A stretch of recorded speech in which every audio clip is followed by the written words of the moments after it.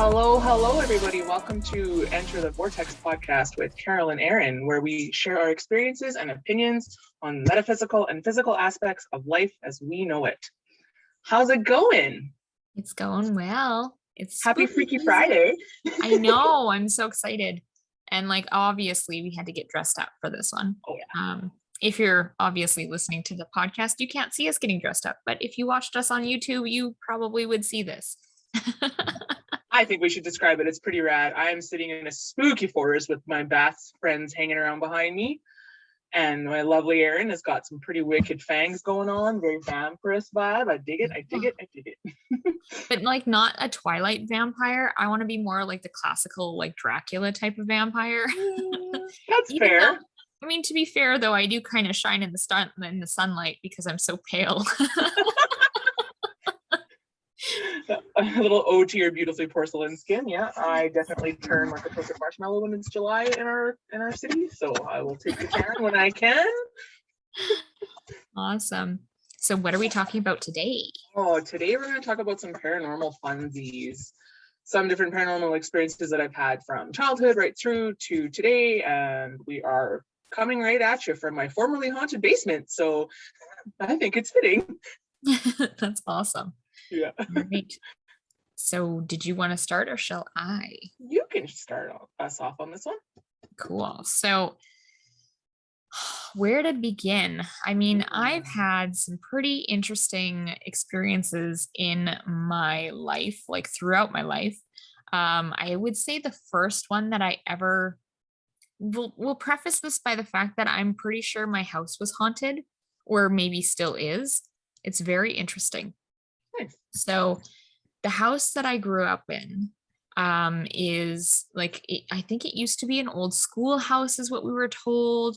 Not sure how that makes sense, but whatever. Or it was an old farmhouse. I don't know. Either way, it was a house that kind of is a little bit older. I don't quite know the age of it. But it was interesting because when we moved in, my whole family, so my parents and my sister and I, we all seemed to have, I don't know, there were some feelings about the place, or it just didn't feel like it was just us in the house, right? And I remember feeling this, going about day-to-day stuff, and it just didn't really bother me too much. And there was this one time oh my God, I don't know why everything happens when I'm around 7 or 8 years old, or maybe that's just where I peg it. But when we moved into this house, I'm pretty sure I was about 7 or 8 because we moved in the summer of between grade 1 and grade 2. And I think you're 7 in grade 2? Yeah. 7, 8. Yeah. So around that time, I probably had turned 7. And it's really interesting because I'm going to describe the floor plan to you, but my room is over here in the back left corner of the house. And then there's this long hallway, and off that hallway in the middle is a bathroom. And then at the end of the hallway was my parents' room. And I remember I'd come out of my room and I was going to the bathroom, and I felt like something had rushed past me. And I'm like, okay, cool. Being the logical 7 or 8-year-old child that I was, I'm like, cool. Must have just been a breeze or something. It's the summertime, right? Mm-hmm. So then I get into the bathroom and I see a shadow zip from the toilet to the bathtub. And I'm like, oh, that just must have been my hair. That's the only explanation, right? I'm like, cool. I finish up in the bathroom, and I come to leave the door, and I'm, for some odd reason, everyone else was outside, but I remember going towards my parents' room for some reason. I don't know why. So I start walking that way, and there's this shadow creature thing. I don't know, it was humanoid, ran past me. And I swear to God, every time I say this story, I still get chills. And so it comes, it literally ran past me. And I remember looking at it in the hallway, and you know how big a hallway it is, right? Okay, so it's that distance. It ran past me, and I remember it looking at me, And it was like time had frozen and I was like, oh shit. And it ran past me into my parents' room. I instantly got the coldest chill all over my body. I backed up against the wall and I just screamed. And I don't remember, like, I remember one of my parents coming to see me and they were like, okay, what's going on? And I was like, I couldn't verbalize what in the heck I had just seen. Like, it was so terrifying. And I've never, like, it's not so terrifying now. It still gives me chills, but it's not as scary to me because I'm like, oh, cool. That was just like a disincarnated soul that was stuck in my house, that I'm pretty sure I crossed over in a dream later on in my life. Um, that's another story for another time. But yeah, like it absolutely scared the crap out of me. And I was so horrified. And I honestly don't know why we still stayed in that house, but we did. We lived there for many, many years. Um, and like it was really interesting because it was like I remember also times in that house where my mom used to do bowling. So she would go out bowling. She'd take my sister with her. This was after my parents had separated. And it would just be me in the house. And I would turn off all of the lights. I'd have it completely dark. And then I would sit there and I'd watch something like Most Haunted or Ghost Adventures or like some sort of freaky, like ghost type haunted show. And now that I'm aware of like the lensing that we have, I was probably or opening portals while I was doing that. Don't recommend, folks, if you don't know how to shut them. Don't recommend, because every time I did that, I would start hearing footsteps around my house. I would start hearing creaking. I would get the coldest chills. I'd feel like I'm being watched. Like it was fucking creepy. And then like my family would come home and I'd be like, cool, I'm absolutely horrified. I'm going to bed. Bye. And it like I would do that every like I think it was like Friday night or something like that. I would do that every Friday night for many, many, many years. And yeah, now I'm like, okay, now I have the awareness of like if I watch something creepy, gotta check for portals after that because I might have opened that. But anyways, that's just a couple of little stories. That really makes me curious what it is about childhood and why we're so drawn in, because I feel like even as a kid, for me, like I don't know that I had any authentic paranormal experiences as a child, but we certainly looked for them. Like we would, dabble in like what we thought at 6, 7, and 8 years old, what it meant to be a witch, and making mud pies in your backyard and talking to the earth spirits and not realizing that like that's the fairy realm and the gnomes and the yada yada, like all the little guys out there. But like even moving into adulthood and working with children in the different contexts that I have in the last like 10, 15 years, like it's just something about the curiosity at that 7 and 8-year-old stage where they start to really like explore anything and everything that is freaky. But they also don't necessarily have any great understanding of how to control their fear response when they do explore this. And also they don't necessarily have the awareness that they might also be opening portals or communicating with spirits that maybe don't have their best intentions at heart, right? And so like for me as a kid, I remember hanging out with the neighbors, and in their basement didn't feel creepy. It actually was a very warm and welcoming space. They had a super awesome old school 80s like electric fireplace that had that rolling wheel that made it look like it was on fire in the corner of the room. I actually think they might still have that. And oh my goodness, I have a spider friend who has joined us for this conversation, like a legit real spider hanging out on my candle. It literally descended down right in front of my face on my desk. We're gonna let him live, it, but that was interesting timing. Maybe I'll crawl on the screen. Let me add some spooky tidbits. Like, I literally watched it drop down. That's funny. Anyways, so we were in the basement. We would often watch scary movies in the basement and have the little fireplace as the only source of light other than the TV. And more towards the back of their basement, which is where they had like their own little like super 70s awesome bar, and like there was a bathroom down there, and her big brother's bedroom was down there. And the guys were never home. Like they would be off working because they were much older than us, me and my little bestie. And we would watch stupid things, like things that we should not be watching for our age. Like that was our older brother's movie collection. Like, I think I was 9 when I watched The Exorcist. Like, God. why? Like, like, no, I don't recommend. But then, of course, you start doing stupid things like the, Bloody Mary, you say it 3 times in the mirror, spin backwards or something, and she's supposed to appear. Well, of course, our brothers found out that we were messing around with this kind of stuff. Oh, no. So they had a little fun with us, and they plopped some glowing red lights in the shower so that if we would do that, it would freak us out. So we would stop hanging out in the basement. It was like, what the heck was the point of that? Like, it was legit. Like, we figured it out like at a later time, but we definitely like freaked ourselves out doing it because this bathroom had a beautiful long counter and a mirror just as wide. So it was nothing for the 2 of us to go sneak in the bathroom, shut the door behind us so that it was light tight, and, do our little stuff. And like, I think that my friend and I would actually intentionally try and freak each other out to see who would freak out worse. And most times it was me that freaked out first, which is so funny to me because it was always her wanting to do these things. And yet it was me that ended up like getting the worst end of it, so to speak. It was like I can laugh about it now, but I was definitely like addicted to that freaking yourself out stage in that age group too. Yeah, that's crazy. I don't know if you want like, a little off topic, but like it just popped into my head. You know what movie really scared the shit out of me when I was a child? The Ring. Please tell. Okay.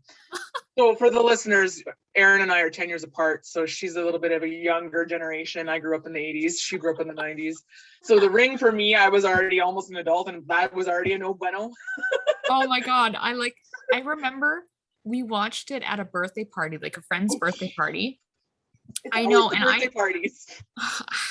Why? Why do we do these things? This spider jumps. It is legit, like almost in my face. Dude, you can't crawl on me because you will die. And I don't want to kill you. Oh, jeez. Okay, yeah. I need to move this lovely thing. Okay. Let's pause. It is legit like playing this jumping game with me. It's funny, but it's not funny. All right, I have removed the spider. It is no longer dangling in my face. She has happily been relocated outside. And no, I didn't freak out that much, except when she was trying to jump on me. She's like, let me love you. Exactly, but I want to love your face. I don't like spiders on my face. I can deal with them. They don't freak me out like they used to, but I have some boundaries, arachnids. You need to like respect those boundaries. Yeah, fair enough. Well, I guess technically she did because she did approach from the front, but I was just not expecting a dangling spider while I sat in my basement. Yeah, no kidding. So for all you listeners out there, I hope you enjoyed that little freak out. Here we are. I'm totally keeping that in, by the way. Oh, that's fine. That's totally fine. But we didn't need to have them bored to tears in the silence of when I took her outside. The spider lives, y'all. The spider lives. Awesome. Oh, that was great. Okay. Where were we? I was at a birthday party. That's what it was. Right. Now I have to remember the story again. Okay, so we were at a birthday party and I was in junior high at the time. I can't remember how old I was, but I was in junior high. And I remember we watched The Ring and it scared the bejesus out of me. And like, I'm talking like I would look across the room and I would see this white shape of a figure and I thought I was going to die. Like I honestly, I don't think I've ever been that horrified from a movie before, but I legit thought I only had 7 days to live after that. I was like, I'm fucked. I'm dead. I'm dying next week. Like that. It's horrifying. But then to top it off, what we did during this whole, I don't know, fun time of a birthday was we ended up playing with a Ouija board after this. And I... Of course you did. Of course I did. Logical. Yeah. And me being the person that I am, I kind of want to have some fun with it. And so I'm kind of like slowly guiding it to freak out my friends. But then one of the Yeah, girls you are. literally saw something behind me and it scared that she like that was it. After that, we were like, party's over. We have to go to sleep. I need my mommy. Yeah, I was like, Oh, so jeez. I'm one of those people where like before I really believed in Ouija boards, I was like, cool, I'm just gonna move this a little bit. But then people would be like, someone's moving it, and I'd take my fingers off, and then someone else would be doing it too. So I'm like, haha, it's not just me. So funny. So much fun. Oh, yeah. See, for me, I think the trailer of The Ring was enough for me to know that I would not be able to handle that well. I don't know what it is about that Hollywood paranormal stuff that really, really triggers in me. But I can talk to dead people all the time with my mediumship skills, like doesn't Mhm. phase me at all. Having a spider show up in front of my face kind of freaked me out a little bit, but yet at the same time, I'm still going to sleep comfortably tonight. But watching those paranormal movies, I almost wonder if there's something imprinted in the imagery that does kind of invoke something within the human so Mhm. that you do have that fear response kind of on repeat for a little while after taking in consuming in that type of entertainment. I would say that's probably very likely. Yeah. There's Mm-hmm. got to be something. There's got to be something to it.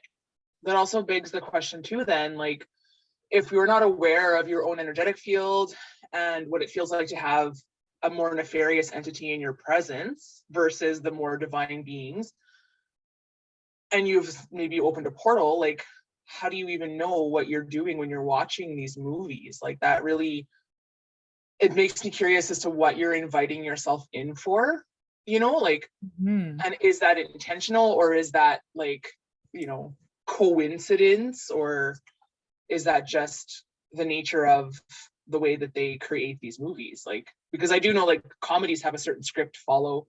Every kind of comedy has a beginning, middle, and end, and like that's just the way that they know that this is effective storytelling. That's how the Yeah. entertainment industry survives. So I suspect there's likely some formula for each style of entertainment that's out there. Yeah, I would say that's probably very accurate. I don't know what it would be. Mm-hmm. Like that's very fascinating. I never thought of it that way, but yeah, there probably is something to that.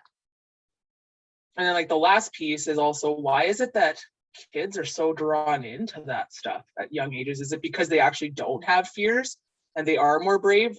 Like, I was at a park earlier today and watching this mom freak out, like not verbally and I watched her body language, but she wasn't showing the kid this, but the child was on the top of the monkey bars and the mom was like having that like response of like, if you fall, kid, like, which I get, like working with kids and having my nieces and nephews and like friends kids and all of that, like I have that same response when I'm at the park with the kids, right? Mm-hmm. And I just kind of thought like, wow, like she's so much braver than I ever was in childhood, because I would never get on top of the monkey bars. But as an adult, you have that realization of like, whoa, like if this kid falls, that could hurt, or if I fall from this height, that could hurt. And it's like we've kind of quelched our bravery a little bit, Mm-hmm. and yet kids will like face their fears, I feel like, anyway, until things change, when they're usually around, like I would say after puberty, it kind of shifts. You have a little bit more awareness of your mortality, and so you're not necessarily quite as brave as you were maybe when you were 7 and 8 years old jumping between playground structures at a really great Yeah. height. Yeah, that's interesting. And I mean, like, there's definitely something to that. And I wonder if some of it is because they don't really have all of the experiences. Like, maybe they've never fallen from the monkey bars before. So they don't know how it would hurt or how it could That's be true. painful for them. Right. Mm-hmm. Like, I watch my daughter do things and I'm just like, you're going to walk into the wall and it's going to hurt. And she just like walks into the wall. And I'm like, okay, but you don't have like she doesn't have the logic of an adult or Yes. even like an older child who knows that like this would hurt. Um, the other thing too is like when I'm trying to explain to her, like if you do that and like you're gonna hurt yourself regardless. And Mm-hmm. then, she just doesn't seem to like understand the concept of like I could hurt myself. And then, when it happens, you try very hard not to laugh. Yeah, Because you're like, exactly. all right, small child, you just did something that I told you not to do and it hurt you, and I find it mildly hilarious. I feel like that might also apply to husbands. Yes, I agree. Hey, husband, don't do that. It's gonna hurt you. And what did you just do? Okay, yeah, now I have all of the ammo I need to just laugh at it. Yeah, yeah, absolutely. Absolutely. Yeah, it's interesting how I guess it has a lot to do with it, like just the brain development of a child. And like we know that well, actually, I can't say we know this. It is believed that children's memories don't get ingrained quite the same as when it happens as an adult. Like they say that children under, I think, is it 2 or 18 months, they don't actually have memory. But I was 16 months and I have a memory of when I was 16 months old and I was in my walker they're banned in Canada now because you can't have walkers with wheels on them because too many kids fall down the stairs, because I was a kid that fell down the stairs, smashed my teeth out. But I very distinctly remember having that happen and thinking to myself, must be what downhill skiing feels like before the fall hit. I have no memory of me smashing my face. I have no memory of me being picked up by my mom or the fact that I knocked my teeth out. I have no memory of that at all, but I can guarantee you that I know I had that thought as I was scooting down the stairs. First of all, also success that I got the gate open, because I first fought with the gate to get it open. Wow. And then I got the gate open and it was only 2 stairs in our back door landing. And I just skirted down enough that I had enough time to have that thought in my head, because I think there was, I'm pretty sure we were watching the Olympics on TV when it was, or like something with skiing, which is where I would have got the memory of skiing. Mm-hmm. And then having that, wow, like thought process. And that's my first memory. And I was only 16 months old. So I love the fact that you were like, this must be what skiing is like. I'm like, if I was 16 months old, I don't know if I would know what skiing was. Yeah, I think the only reason why I had that memory is because it was recently on the television. Mm-hmm. So that also tells me that maybe we're actually underestimating memory in children, because what you consume under the age of 2 years old on TV does imprint upon you what your belief system are. I think I learned how to read city names by watching the Environment Canada channel. Oh, that's and so listening funny. Right, and listening to the weather reports and the voiceover weather reports, and then me cluing into what the letters looked like on the television and what the words should sound like. That's how I learned how to say Chicago. Not from a teacher. I was, before school even started, I knew how to say Chicago just by reading. That's interesting. Yeah, which is another weird young child memory.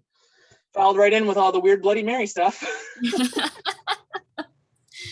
Yeah, that's so, I don't know, it's really interesting. Yeah, there's definitely got to be something about like young children being drawn into the paranormal, and whether that's like, maybe it's some sort of remembrance of like what we, like where we come from, or like past life memories and things like that. Like I've always understood it to be like, obviously when we are older, like getting close to a death door, we start to slip in between the worlds. But I would say too, like children kind of do that. And I think it's because they're still really close to like their entrance portal. And then when you get older and you're getting close, like, if you're dying of natural reasons, right? Like you're getting close to death, but you're like going through that process. You're not just like instant. When you get to that point of, your life is ending, that's when I feel like you're at that death door, or a portal out, right? And I think those are those times where you can kind of slip between the worlds a little bit more easily when you're, I will say, when you're like more of a muggle and you're not fully awake in everything.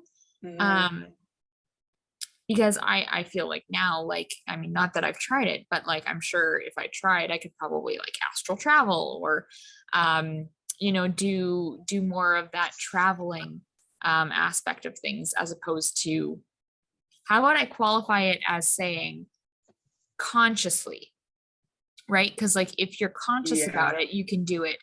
But when you're a child and when you're getting closer to a death door, maybe you're not conscious of how you're slipping between worlds, I'll say. I can see that, because I also feel like sometimes when you have someone who is like on their exit strategy, on their exit point, whether they're really, really old in like they've had their life, or whether they're even if they just have an illness and they're on the younger side. Like, number one, I do think that unless it's a purely accidental death, I think that inherently we all do know when it's coming, but that they don't necessarily when they're older, especially like I saw this with my uncle where he kind of slipped in and out of his usual self in his last couple of years, and some outbursts of anger and whatnot that was just false targeting. But and it's like I can understand, like especially when someone who's in constant pain and their health is not well, like pain wears a person down. So that too, that disassociation, because you almost don't want to be in your body because being in your body fucking hurts. So you check yourself out, and then I mean, how much of that also invites in other energies around you because they're like, oh, there's someone we can step into for a little while and have some fun with, and then step back out, and then that person comes back into their awareness again.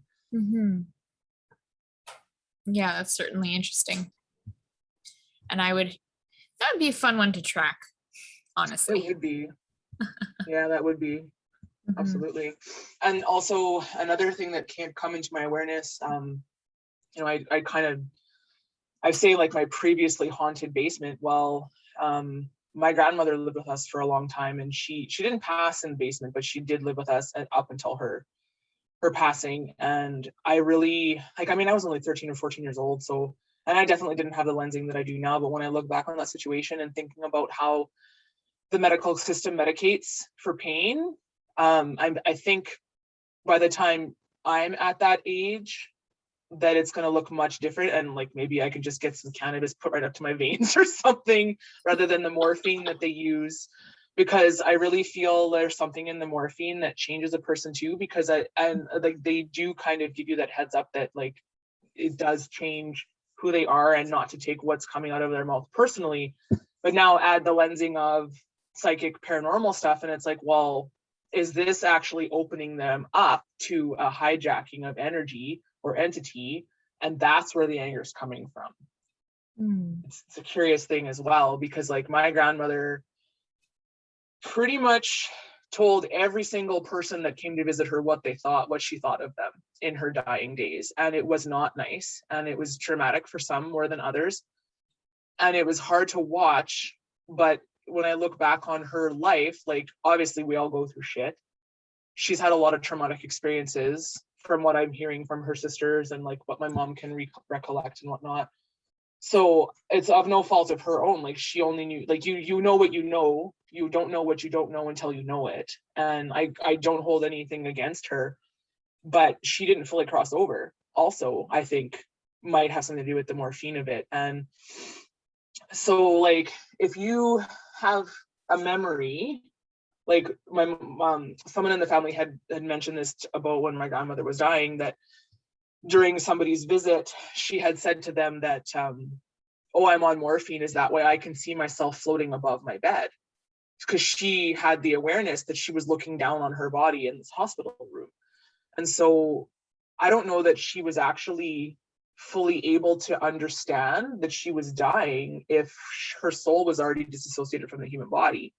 And then when her body did finally let her go, if her soul's not fully aware that she passed, she didn't fully cross over, she hopped on the ride back home with the family to the house where she knew to live. And she actually, her energy was still here until very recently. And it was interesting for me to have this awareness, because I've lived here my entire life with the exception of a couple of years where I was on my own for a while.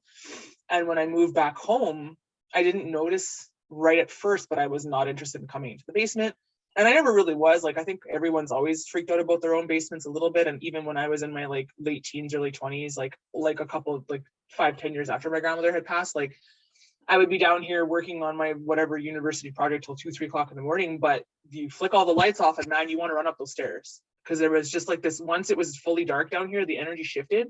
And you didn't want to be around. And even after, like recently after my grandmother passed, my brother had also mentioned that he wouldn't actually put it to words, but I do think he saw shadows.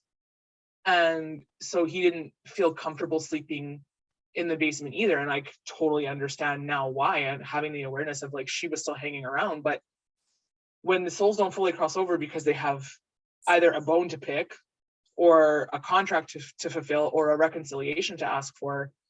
Like, and if they were an angry person before they died and they still have that unfinished business, they're going to hang around. And she was actually, in my experience anyway, I think she was contributing a lot to the control dramas and the arguing and the fighting that we had in our family. And it was not even authentically because we disagreed with each other, but it was just her energy pitting us against each other because she always fed off of that. A lot of the stories that I'm hearing from her siblings, who are all in their 90s now, the ones that are still around, have often said, like, she was not the kindest sister. She had a bit of a mean streak in her, and this is not something that our family doesn't talk about it, so to speak, but it's just because they don't know how to process that stuff. So if she was always mean-spirited to begin with, and then she's hanging around in my basement, like, once I had that awareness and we were able to cross her over, she wasn't happy at first that we were doing this, but now when she presents, she's no longer angry. She's still a little pushy, but I just think that's her nature. And it's not like when I call her for information to communicate through that mediumship aspect, like, it's not like it was like 6 months ago when she was still hanging around and haunted the basement, and the second, within the week of me figuring that out and helping her cross over fully, like, the energy of this basement has completely shifted. We're like, everyone in the family is motivated to get the stuff that we've had in storage for so long. Like, we're doing a lovely purge, like yard sale like crazy, and it's been redecorated, and just even being down here now, like, yeah, it's dark out, but like, it's awesome. I would have no problem sleeping down here at all, like, not at all. And it doesn't have that creepy basement vibe anymore. So, like, it's a very interesting, I didn't actually think of it as paranormal, but now when I think about when I used to go into her bedroom, which is now where I store all my art stuff, like, it makes sense why my creativity was quelched. Like, I haven't had creative inspiration in a long time. Well, because as far as she was concerned, she still lived here, and like, she didn't like how it was decorated because I was taking over, and her and I didn't always get along or see eye to eye. But I was also an obnoxious teenager, so I can't really blame her. Yeah. And it's like, that story really makes me wonder too, like, what is it about basements that make them so freaking creepy? That's a good question. Other than like I'm currently filming this or recording this from in my basement.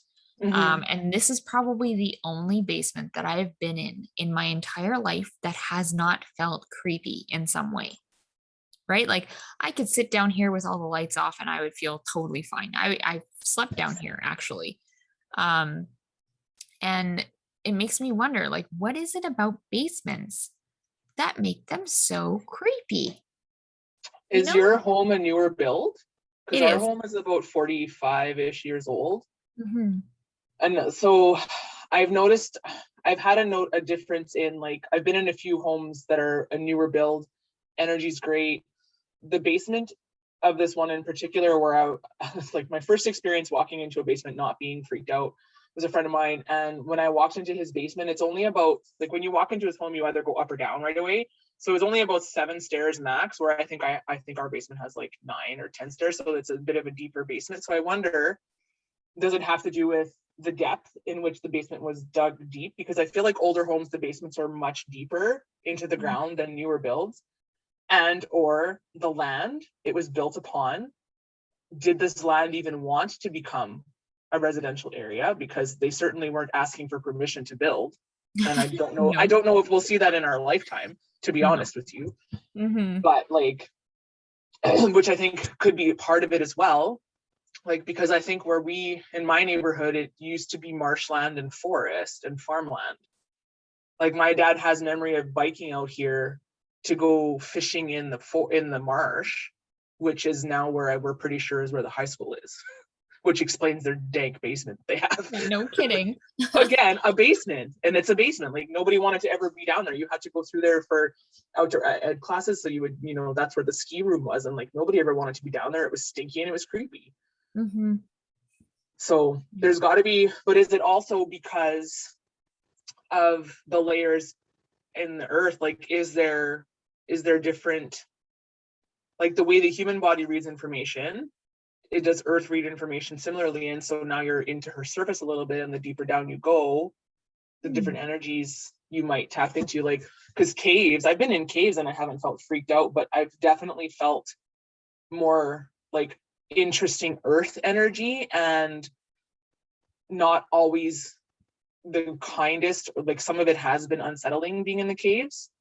And so there's also the naturally occurring caves versus the tunnels that were, used for the Underground Railroad. Like, those are going to have a much different vibe than the ones that are like beautiful places that you can go climbing through, that I don't think I would ever do, because I don't like the idea of climbing through rocks and not being able to get out. But I'll watch the videos. Someone hook up a GoPro and I'll watch the footage from that aspect and have the same experience. Thank you very much. Yes. Yeah, that's I don't know. It's just a very interesting thought. Like, because there's been a ton of basements. I mean, like, for example, I went on a ghost walk a couple of, oh my God, probably more than a couple of Halloween, almost a decade, longer than a decade ago, actually. Wow. Yeah, I think it was in like my very, like, I was either just barely 20, or yeah, I must have been around 2021. Anyways, regardless, age does not matter at this point. But like, we went on a ghost walk, and if I remember correctly, I believe we were in the Pantages Playhouse. Okay. And like, if you've ever been in that theater, so they have like the interior is still very what's the word? I don't want to use the word dated, but it's very I don't know, authentic to what the theater would have been, right? And I remember we went into the basement of it, and like, I didn't feel, I mean, we were in a group of like 10 to 15 people, so it's not like super creepy, when you're by yourself. But I remember they, like, one of the things that they wanted you to do was, like, if you had any tools that could use to basically read into the energies, to bring them, right? So me being my little witchy self, I brought my pendulum, and I remember we went down there, and this was a pendulum that didn't really give me too much. Like, it would give me small circles, but it wasn't too crazy. And although I didn't really see anything, and I didn't really like sense anything, my pendulum, and I shit you not, I'll show you what it was like. It was like this. It was like whipping around, and I was like, holy shit, what is happening? And like, I remember one of the tour guides came up to me, and she's like, do you feel any, like, what, like, your pendulum is going like insane. Like, what is going on? Like, do you feel anything? Do you sense anything? What do you see? And I'm like, nothing. Like, I'm literally like, what the heck? I'm trying to not hit my face with my pendulum here. But like, they had EMF detectors. I think they had a spirit box, which is like, the spirit box scans radio frequencies really, really rapidly. And I guess you could say the theory, because it's not really proven yet. But there's this theory that like the ghosts can manipulate the really rapid frequencies of the radio to then create words. And what brings more validity to this is when it's over a sweep of multiple stations, the same voice speaking a consistent sentence, right? Like, it's so cool when you actually experience it in person. But they were getting none of that. There was no EMF, there was no spirit box, there was no anything else. It was just like, I had my pendulum going like crazy.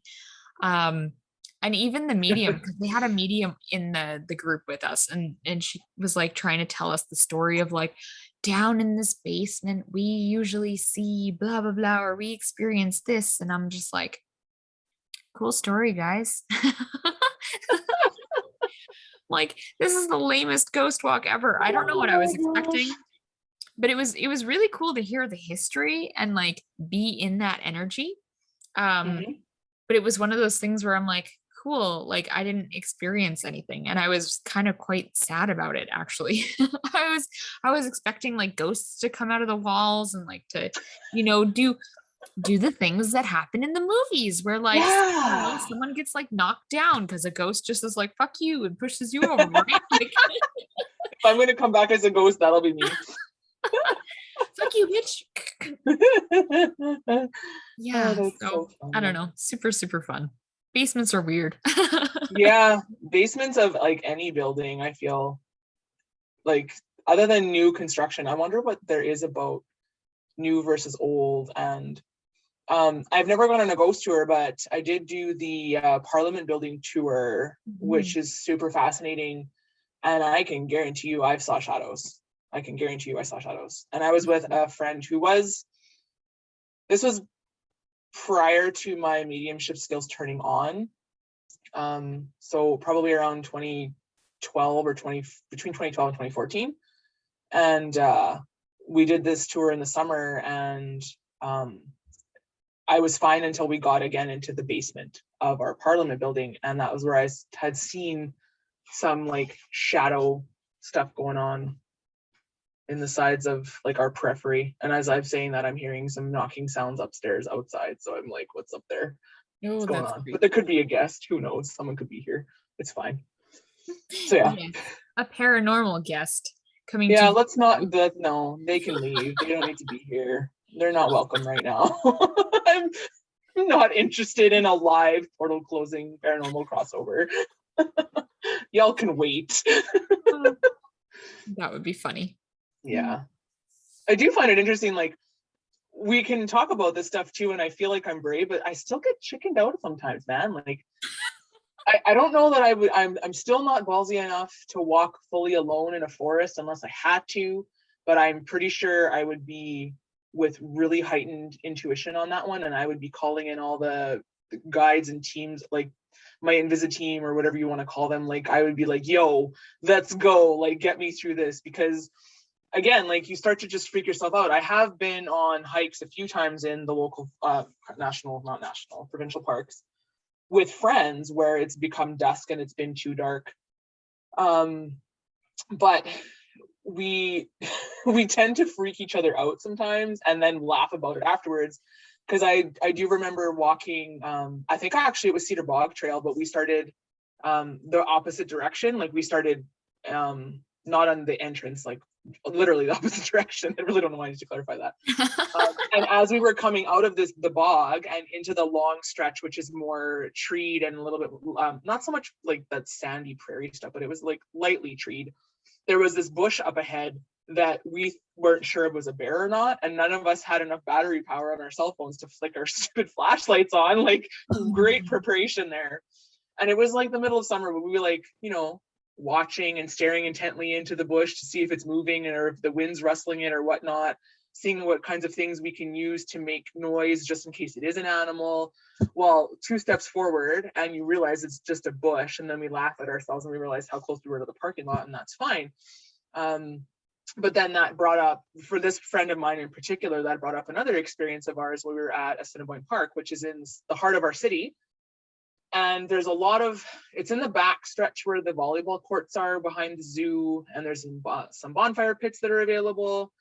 And this was like we were in our early 20s. That was way back when I smoked cigarettes, and I don't know why I ever did that. Thank goodness I stopped.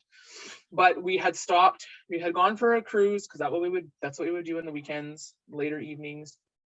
And we would go for a cruise, and we decided to park in this park and get out of the car and have a smoke. And we were facing where the volleyball courts were, but there's also like this open space in behind it, and there's a whole bunch of treed lots, and it's actually at the border of where it's the personal property and the park boundary. And I don't think that there's like fencing in there. Like, I don't think there was any chain link fencing where it said like, this is private property. It was just the tree line. And we were looking towards the bush area.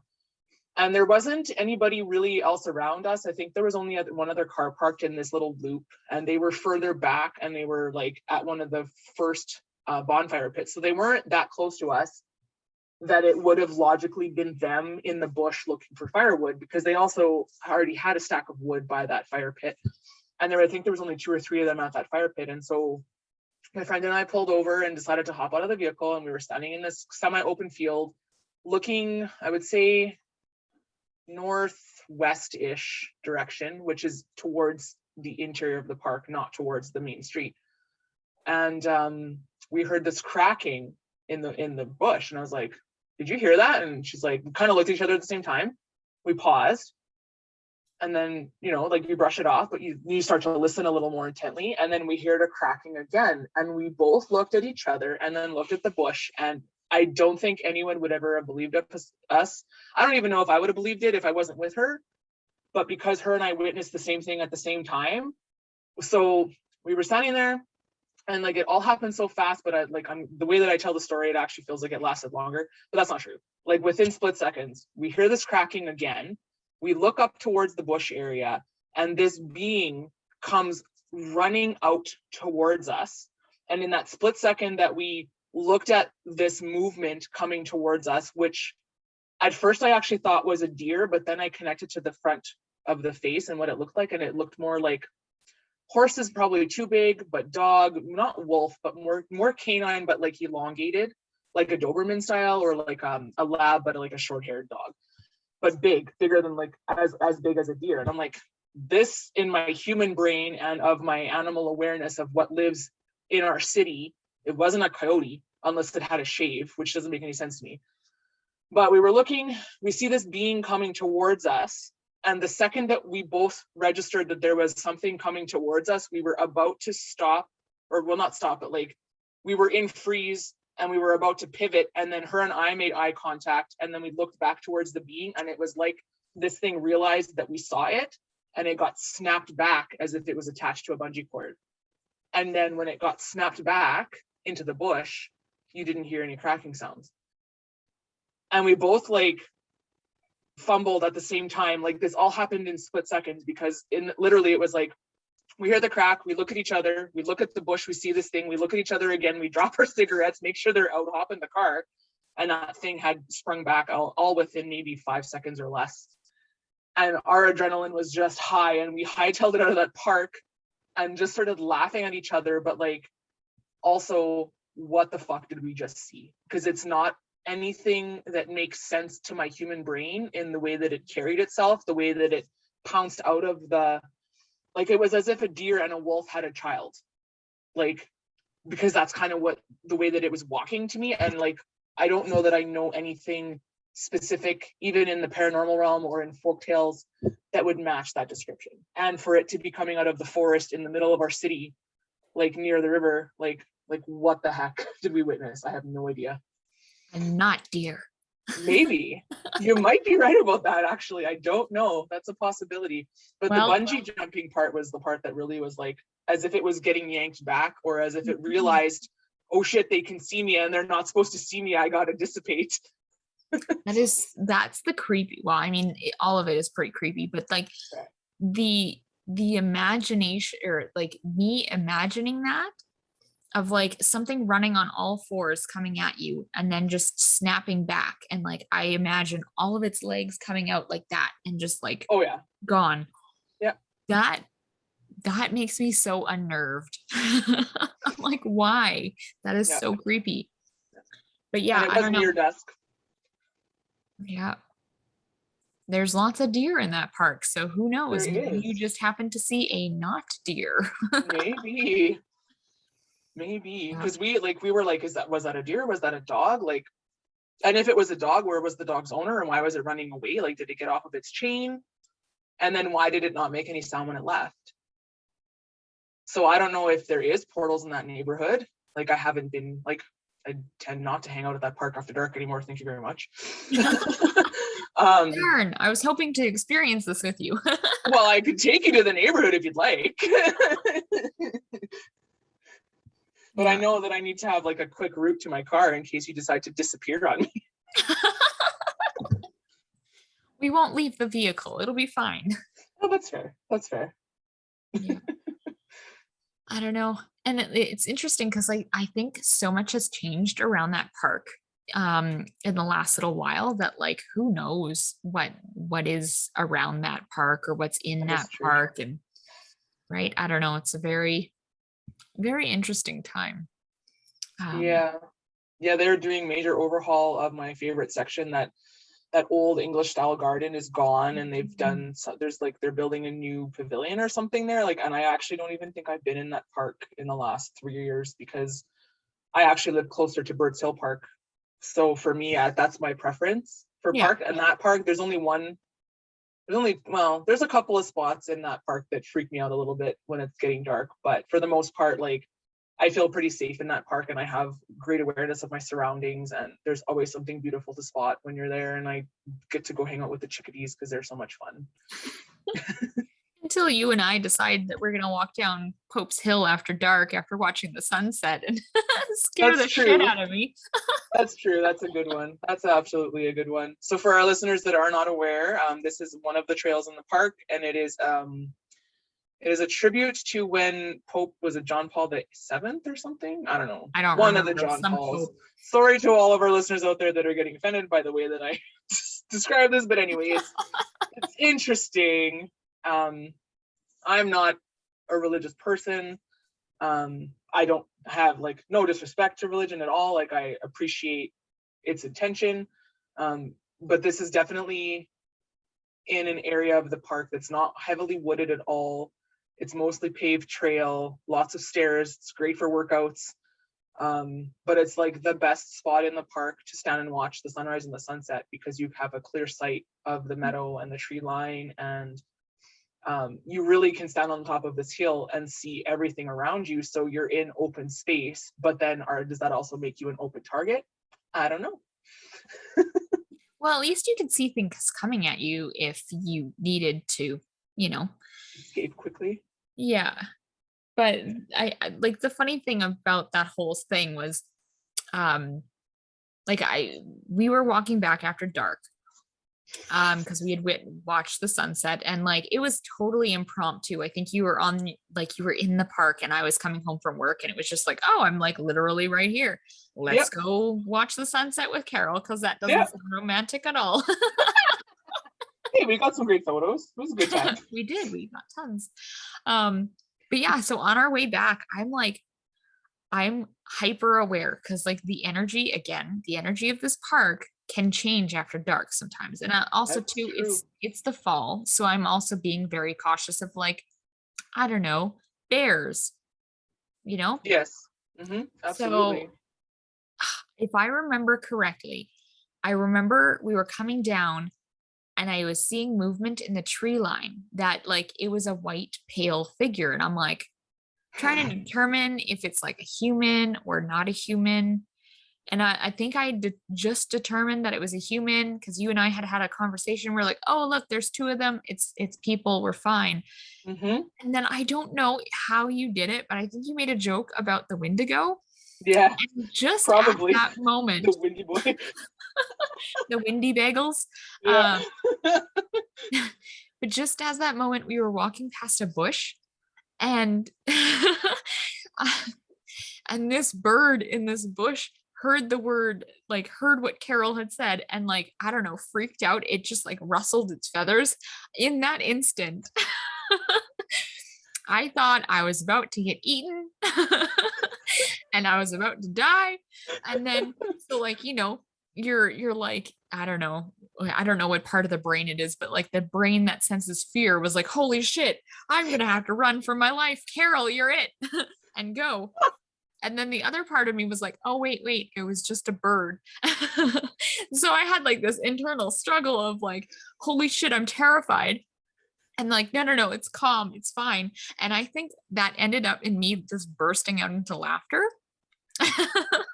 Sounds about right. And just so you all know, like, I had no awareness that she was scared at all, nor did I have any awareness that she was about to take off and leave me to die with whatever this being was that she thought she saw in this bush.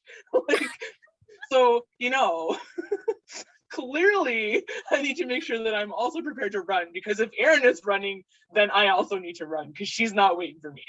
No. And the funny thing too is all I have to do is outrun you. That's all fine. Yeah. That's such a loving friendship we have. I know. You're on your own, bitch.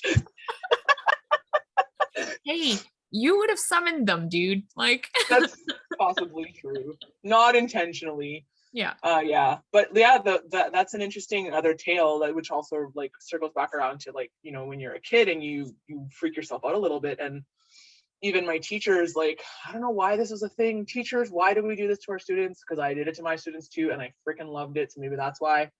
But like reading the books, the scary stories, Mhm. and not having any awareness at all that there are actual, like, there are threads of truth in those stories because those are written from oral histories and different folklore of different belief systems. Especially the Wendigo specifically is like I think it's like an indigenous belief system. Mhm. I don't know like fully all the details of it. I only know the scary stories version of it. But I also have noticed in the last month or so that it seems as though they've really been in the awareness. A lot of people are talking about them and they're speculating and asking questions and wanting to learn more about that stuff. And I'm just like, yo, like it's interesting, but I don't want to call that stuff in, because if that is for sure, and if that's what I actually saw when we were at that park with my friend in my 20s, like I don't want to have to physically see this to believe it and to honor that they also exist in the forest and they can leave me out of their whatever hungry season, you know, if that's what, like, I'm Yeah. not the person for you, dude. Yeah. Well, and I mean, just don't be stupid in the park. Don't just talk about them candidly as you're walking in the dark, you know. Let's just Yeah, not do that. yeah. Um Don't follow the bells you're hearing off in the distance. or random whistles, or like if you hear someone screaming in the woods, don't be like, "I'm coming to save you." Fuck Yep. that. I'm like, I'll figure I'll out where call my 911, GPS but I'm is. getting in my car. Yeah, I'm like, "You're on your own." Help is coming. I've called the police. Oh geez. Yeah, I don't know. I definitely would like to learn more about the folklore, but yet I don't, because with the lensing that I have now, I can get the skin pricklies already just thinking about how these oral histories would have come from somewhere. And yes, as they're passed down generation to generation, things get distorted, but ultimately I would argue that likely somebody had a firsthand experience with this, and that's where these stories actually came from. So Mhm. I do think that they do hold some merit, and I think it would be interesting to learn about them in a safe setting, and also then learn about how not to call them in while you're exploring that. But having that folklore and that awareness, like I do remember having my grade 2 teacher reading these stories out loud to us as, like, you know, like especially in a Halloween month, like Halloween is so great when you're a kid, and like reading scary stories before the bell goes, and then the story that they read is like this with the story of the Wendigo, although I don't think it's like quite the same information as what I've since acquired in the last year, especially. But they also have imagery, right? And the images, like the way the author writes these stories is really great about painting the images in the child's mind, and then the teacher shows you the illustration, and then you get that gross, like creepy full body Yeah. experience of that like pure terror. Like I don't want to have to experience that in my human life to understand that these beings also deserve the boundaries. Yeah, and I mean, like, I know a little bit about I was gonna say the history, but I guess folklore might be more accurate. I don't know quite what I'd say, but it is an Algonquin folklore or story. Okay. And like there's many different tales about like the creation of or how they started, but essentially it is this being that was once human that is then transformed into this really creepy looking creature that like eats people. Um and it's really fascinating. Like, I don't know, dude, like it's a really, if you want to learn about it, I'd just say just Google it, but don't go looking for them, because Yeah. I'm pretty sure if they are, like, I mean, there is a thread of truth to all of these stories. Like, I mean, am I gonna say that if you go off in the forest and you call out for the windy bagels to come and get you, are they gonna come? Maybe, maybe not. But I certainly would not be the one testing that theory. Yeah. It's the Absolutely. same thing, like, you wouldn't want to piss off a the fae beings out there by doing various things, Mhm. because you never fucking know, especially with the lensing that we have now, Mhm. right? Like, I don't know, dude. That's like, to me, that's like walking into, downtown, in our city, and then just like wearing all of your expensive jewelry and clothes, and like Yeah. wearing your cell phone very visibly out, and like expecting yourself not to get like, Yeah, wrong. draw attention to you. Let's leave it at draw attention to you. Yeah. Although I did work downtown for a long time, and I feel like um the stigma of it is more of a stereotype than accurate. But I also give off a certain presence when I walk downtown, and I have no problem carrying the attitude of don't fuck with me because I ain't interested in this. And for the most part, I get smiles and compliments, and I don't get the harassment. Although I do have people trying to offer me to buy jeans out of their coat pockets.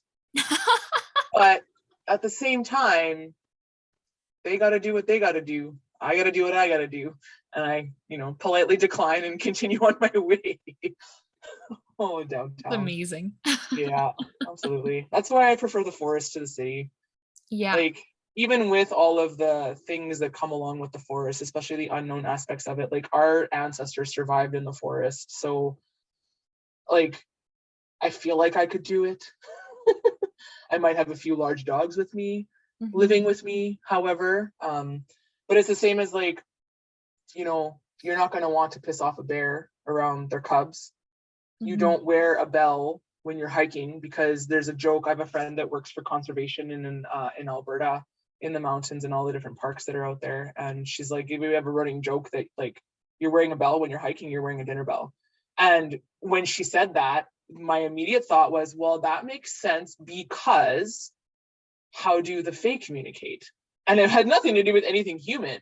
But like, if animals can see the telluric realm, but Mhm. humans can't unless they're really tuned into it, I would like to think that a bear probably has an awareness of these beings. And if the tellurics are using bells to communicate with each other, or just for celebration or whatever fun stuff that whatever kind of shenanigans they get into, if a human's wearing a bell, a bear's not going to feel threatened by that, because it's not human enough of a sound. They assume that it's like more of a curiosity for them. And it's interesting how many people don't realize that that's actually not a thing. Like, and they'll put bells around their dogs and their cats, whatever they're taking with them on hikes, like leash or not. Like, I don't understand why you would basically create a beacon upon yourself, which is why I also don't recommend going into the middle of the forest and asking for the Windy Boys to show up, because no bueno, no thank you. Like, no, That's like it's not ringing an the dinner experience, bell. not a paranormal experience I need to have in this lifetime.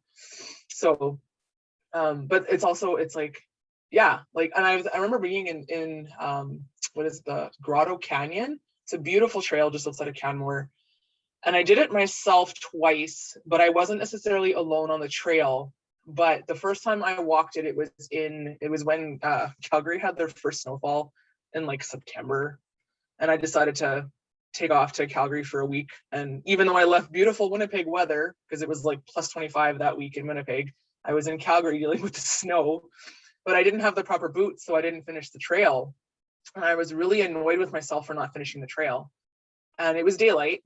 I also didn't really know how long this trail was going to take me to get there, but you walk along the winding, like very winding creek, and it's on really heavily thick rock, and you're walking, and there's actually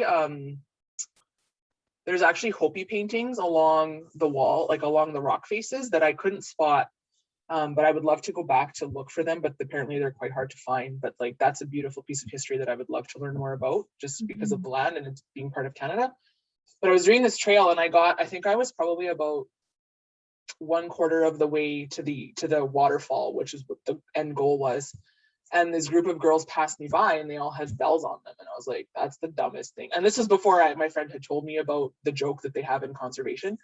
And I was like, that's the dumbest thing. That makes no sense to me, because even if I was an animal, a bell wouldn't scare me. I'd be like, oh, what's that? Who's playing pretty music for me? And I want to go check it out. Like, What come is at you this with my bear cool thing? claws. Yeah. So I ended up not following the trail, or finishing the trail. And I really actually got into interrogator with myself on that one. And I really beat myself up, because that was like my one challenge for when I was out there. I wanted to do this trail.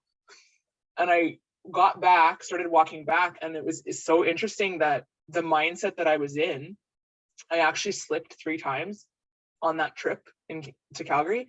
I literally fell on my ass 3 separate occasions, 2 of which was on this trail. And it didn't start happening until after I decided to change my course and pivot and go back instead of finishing the trail. So then a year later, I went again, and it was thankfully summer weather. It was August instead of end of September when I went the second time. And I did that trail again, wearing the same boots, but it wasn't wintry, so it wasn't so bad. But when I realized how far I had gotten, I almost kicked myself again for not finishing it the first time. So now I'm like, it always makes me kind of think of like, well, like why, what energy or what resonance did I hit that made me turn around and chicken out and not go see this waterfall? Because I think it would have been beautiful in the winter, because it was already starting to ice over, and I have some beautiful photos from that stream when it was icy. And then for me to go back the second time, and I actually collected some water from the canyon. I still have it in a jar in my room, like a typical witch. And it's like, it makes me think about what it was, that actually divine intervention, or was that something else interfering with me because I should have just finished the trail? Like, I mean, yes, it could have just been slipping too, but it felt like there was more to me being knocked on my ass that trip than anything else. So it's an interesting, not so paranormal, but kind of paranormal experience. And then also, even a year later on that hike, again, people on that trail wearing bells. And it was a beautiful echo up the canyon, because it was such a clear and crisp day that I had done the trail. And it was like late summer, beautiful weather, bright sunny sky. But again, I had that chuckle to myself, like, yeah, you're just wearing a dinner bell, like you don't even know it. But the closer you get to where the waterfall is, it narrows and it gets taller. And so it actually echoed quite beautifully. And I thought to myself, I would love to come back here with a drum one day and sing out loud to the mountain and see what happens. See what kind of like energies we can tap into out there. So yeah, well, there's probably tons of telluric beings. So oh yeah, I'm sure. I'm absolutely sure of that. No doubt about that at all. Podcast road trip? Yes. Yes, please. That would be fun. That would be so fun. Well, one day we will have to take a trip out that way. So I feel like there's going to be a lot of trips out there, actually, because I'm trying to manifest living out there. Maybe like there's still a trajectory for that, but there's also a trajectory for staying here as long as I'm in the forest and not in the city. Yeah. And away from the paranormal stuff. No creepy old homes. No That's creepy so old funny. Haunted homes. Well, and I mean, now we have the skills to be able to clear and, get rid of that stuff. So that is true. That is very true. Yeah. Awesome. Well, any other stories or tidbits that you'd like to share? Well, I think that plus our surprise spider visitor today, I think that pretty much wraps up the paranormal experience on this Freaky Friday. That's awesome. Cool. Oh, yeah. Well, then, I guess without further ado, we should probably tell people where they can find us. Oh, yeah. Before we sign off. Absolutely. Yeah. You can find me at carolsky.ca or on Instagram at elevatewithcarolsky. And Erin? You can find me at erinmindy.ca or at healwitherinmindy on Instagram. And we'll put all that information in the show notes. Yeah. And all the links there. And if anyone has any topics they want us to explore, definitely send us a message, send us an email. All that stuff will be available. I'll get a link tree set up on our actually, I guess we should mention our Instagram account for the podcast. We have a podcast Instagram. Yeah, let's do that. That is at Enter the Vortex podcast. Yep. So that's where we'll do the link tree for us, for anyone that wants to. If you guys want to book a session with either one of us to talk about your own paranormal experiences and help clear and close all that stuff out of your field, any mediumship, any kind of healing work, absolutely, you can find us there. And I will put all that up in the link tree of our Instagram for the podcast Instagram. Yeah. Awesome possum. So with that, I guess we'll see them. Well, we won't see you, but we'll see us. We'll hear our voices yes. in the next episode. Yeah. Awesome. Thanks for listening. Bye.